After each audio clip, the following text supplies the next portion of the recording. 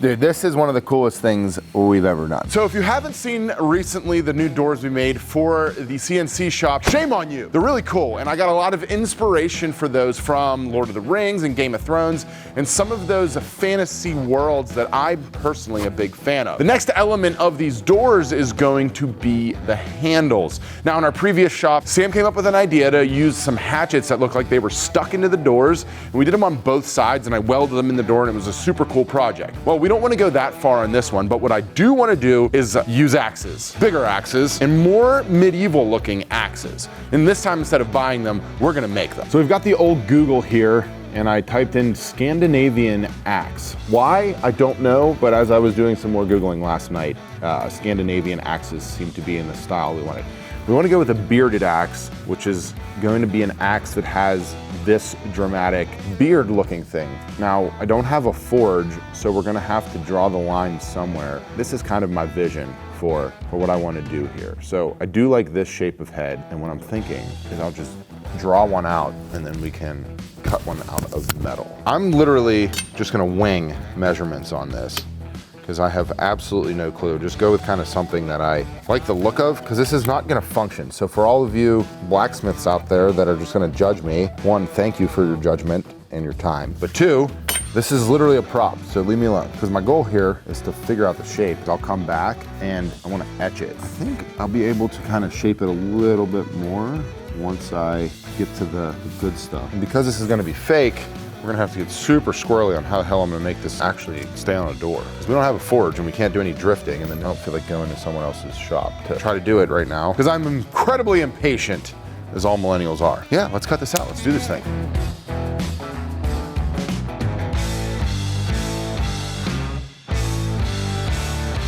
The doors, if you haven't seen them, like I said, shame on you. So these might be a bit big. Yeah, I mean, I think it's a no-brainer. It's this one.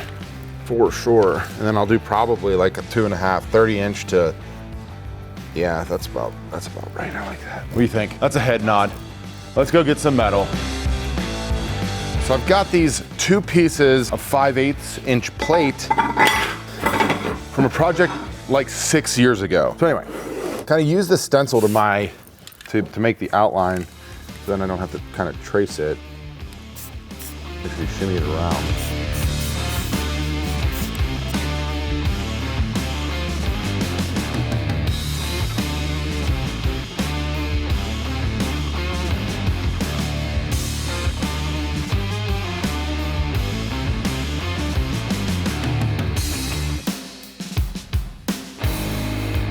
So both of the axe heads are in rough shape now, and in order to kind of make them as close to symmetrical as possible, I'm gonna tack them together and then go ahead and start shaping them with a variety of toolings. If this was wood, I'd be double-sided tape, but I don't think we wanna use that on this. Blue tape trick this sucker. So I'm gonna put my respirator on here. I think I'm gonna start out with the flap wheel though. I do have other things that I might try to use.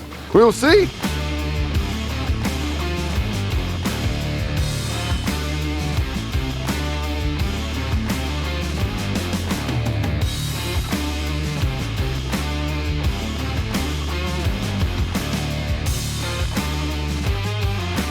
It's looking pretty good.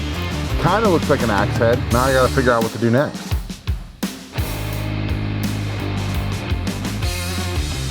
Feels like an axe. I don't want to go too sharp on it.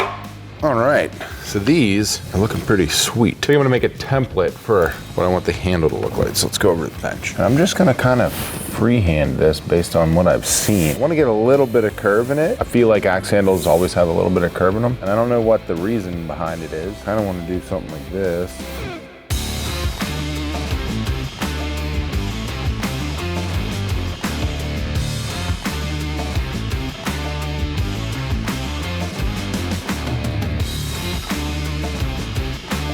That feels kind of awesome.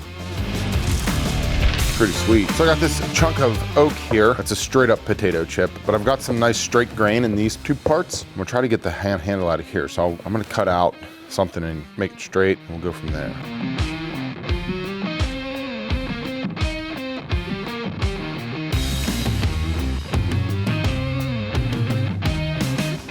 Because I'm not skilled enough to draw knife these things to perfection, I'm gonna use the router and use that template I made and then start from there for shaping. So I have pretty much the shape that I want first. Little blue tape trick here. Those of you that aren't aware, this is the blue tape trick that you either love or hate, but essentially you put tape on both sides of whatever your template is.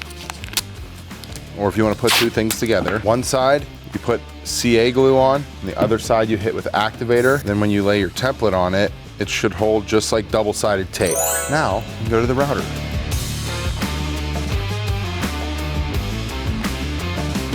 Pop this off for the next one. Considering I'm insanely impatient, as I said earlier in the video, let's see how the sucker looks.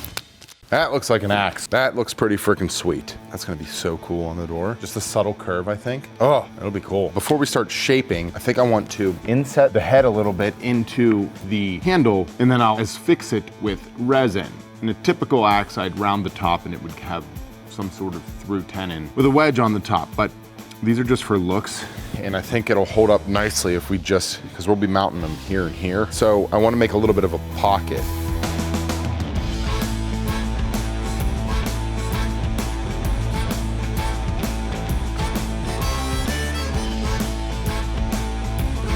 All right, so the next thing I want to do is carve a pattern onto the neck here. I did a test, it's not great, but I think I can tweak it as I go. What I did is I found a pattern that I liked on the internet and I printed it out, and now we're just gonna adhere it to our pieces here. And what I'll do is then bust out my Dremel carver and give her hell. See, I got this little carving thingy, hooks up to my Dremel, turn this sucker on. It's got this little burr. That lets me get pretty close to drawing wise and has a nice little style. Should give me an opportunity to do something I've never done before. So let's try something new again.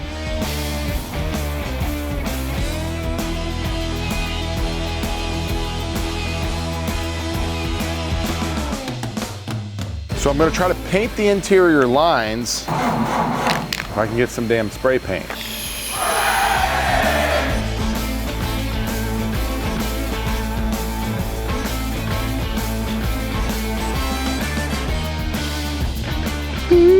All right, so this is dry now, so I'm gonna peel some of this paper away and then lightly sand, and what it should do is make all the lines pop. I think what's important is you don't use too aggressive of a sandpaper because you don't want to be, making it thinner like inlay. You just want it to kind of kiss the top. I'm using 220 grit here if you were curious. So the way we're gonna get these to stick is with epoxy. I'm taping off so we don't get stain on there. Stain we're using is oil based. And we want to get as good a penetration as possible with the resin, so I'm just doing a little preventative mix here. We're going to use some Total Boat to hold the axe heads in, which should work. That'll be my only method, unless we wanted to get into some wild drilling or something like that, which I don't think is really necessary. Yeah, it's looking pretty cool. We're getting a nice pop out of the textured part here. Some good contrast, and it'll look even better once I get the next 3 things that I plan on doing it done to it. So much more stuff to do. So now I want to spice these up a bit, which I think is going to require some etching. I've never done this before, but there's a few ways you can do etching on metal with in a DIY sense. I think first and foremost, I need to get this mill scale off of these, and then we're going to jump on the computer and show you how this is gonna be done. We got a piece of metal. I cleaned this up here. This is called a gum wheel, I think. I got this kit years and years ago to do this huge sign job, and a buddy of mine, this is what he recommended. So I cleaned this up here, hit it with, this is essentially just a rolling Scotch-Brite brush, and that's kind of the sheen that we're looking for here. So now we're going to test the process of etching something by hand. And this is gonna require something you would never expect from us, a Cricut. Yes, I said the Cricut. Cricut is a smart cutting machine that allows you to create personalized projects with hundreds of materials. It works with software called Design Space and comes free with your machine. This is where you can create your projects and browse from hundreds of images and fonts. Once you've created your design, Design Space will send it to your machine to cut. We made our design outside of Design Space, but it's an awesome tool you definitely want to check out if you're getting a Cricut. Now, we've had a Cricut it in our shop for a while now, and Sam uses it to make labels, to make stickers. He put a new label on Miss Piggy, and we've done some stencils and such for packages and things that we ship, large crates and whatnot. It's a pretty versatile tool, and it's really cool. You can also, I think, make t-shirts, I think a marker in there actually, and draw with it too. So we're gonna use it to cut out a vinyl sticker and then do our etching on that. So here I'm in the Cricut software. I'm just gonna drag this logo into here. That should work. If not, we'll go to upload and I will pull it. Its place on my computer here. Oh, perfect. The Damn It Jordan PNG. He's gonna love this. We'll keep it simple. So the software itself it'll create an outline of whatever we're cutting, and it should work pretty well. Boom. Damn It Jordan. Oh, that's good. Click the cut image, cut the image. We want it to cut the image. Here we go. Add to canvas. Now, all I've got to do is get her sized accordingly, and then we should get her into the machine. Boom, that looks good. Go to make it. All I do here is open up the Cricut. We've got the cutter head, we've got the proper toolings and everything that we're supposed to be using in there, connecting to the machine. And while it does that, what we're gonna do is get out our Cricut mat, which is a little sticky mat here. I've got a piece of vinyl that is cut to a size close to what we want. You just lay it out on the mat. It should match it's kind of the size that the software has on it. I'll go ahead and get this slid in. Just get it touching those rollers. Back into the software, no tool required, fine point, perfect. Then all I do is I hit the Cricut button, pops up on the screen here, and we are cutting vinyl, my friends.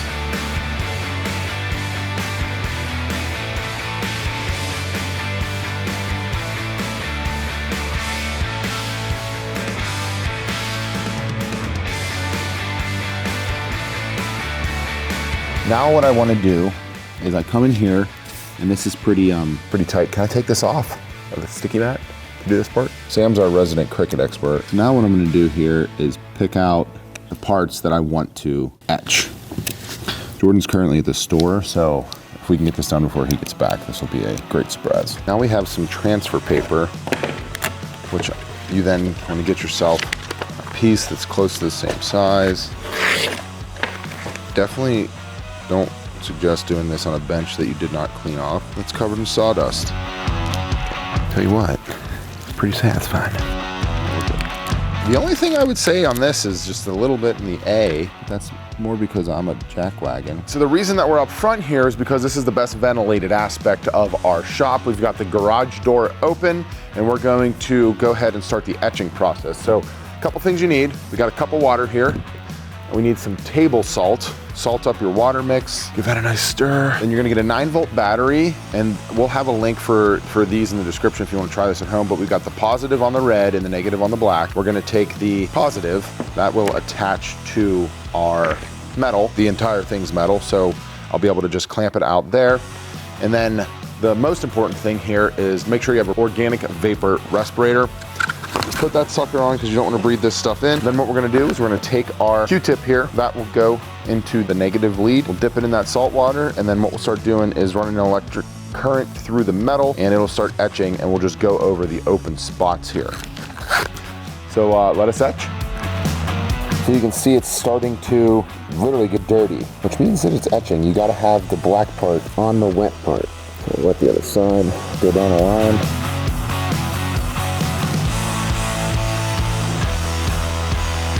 So I think it's working because I don't know why else it would be like foamy and gross and such. And from the tutorials I've watched, that means we're getting etch. Get our sticker off.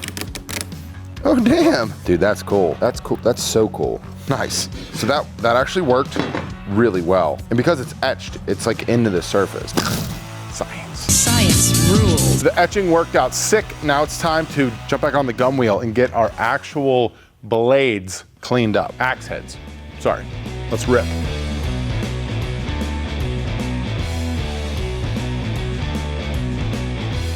After a wardrobe change, we are now going to tackle the axe heads. Sam's got this sucker mocked up here. We're gonna go with this guy, and yes, if you were wondering, that's an eagle. Bump her into the software. Get the vinyl now on here. I'll cover the whole thing, because then we can cut it, flip it, rerun it, stick her back down. Rip.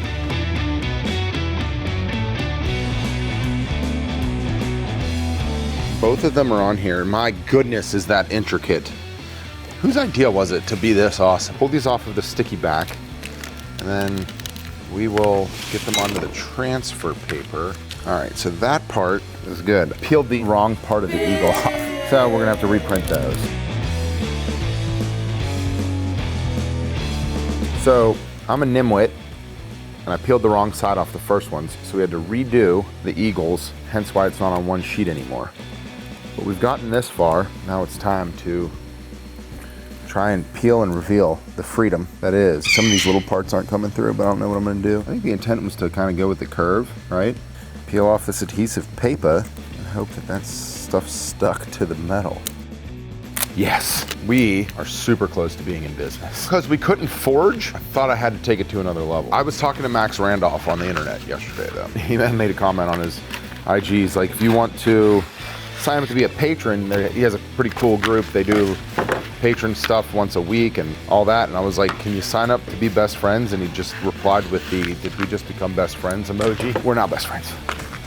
Sorry, not sorry. What I'm doing here is I'm wiping this down with acetone just to clean it off, get the best adhesion we can. And that's on the curve. They're pretty close to being the same for eyeballing it. And we don't even care if they're not perfect because we sure as hell ain't. Let us etch.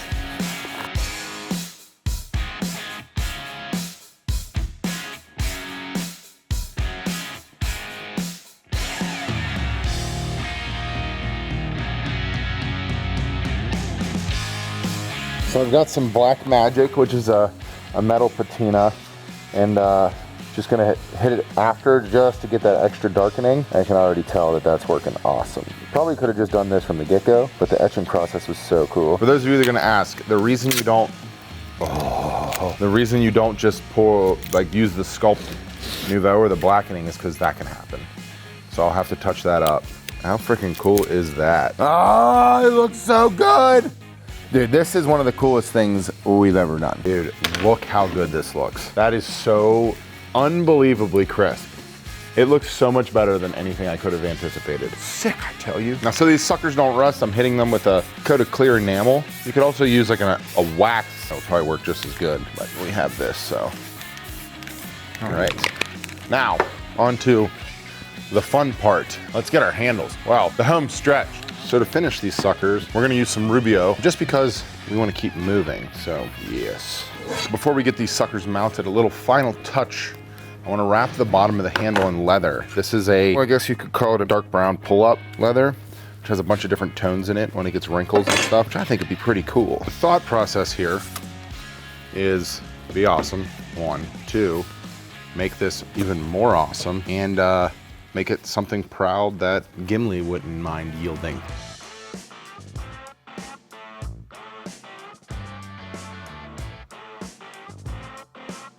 Besides the axe handle, I'm pretty much making this whole thing up as I go. These are looking sick. Okay, so what I've done here is created a template out of our template. We're not gonna take the doors off the hinges and do this the right way. What we're gonna do is we're gonna pick a spot, and in the words of our forefathers, we're gonna send it. So we finally have made it to the mounting stage. So we're gonna mount the axe heads first, and then we'll mount to the doors. And then we're gonna mount everything while it's wet, so that way we have the opportunity for it to dry, like in place. So if anything's skewed or off, it'll be able to get itself back to there.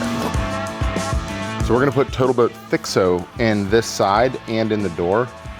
And what this is like a thick epoxy adhesive, because even though we don't use it as an adhesive, epoxy is an adhesive. This has a little bit more working time, 1 and 2, and we're gonna set the handles on this side, get these mounted in.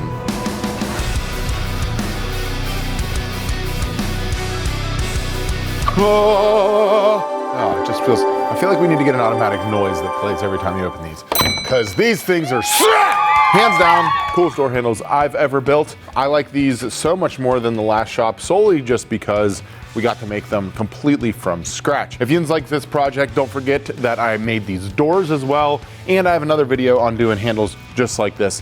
Both of those are in this playlist right here. Check it out.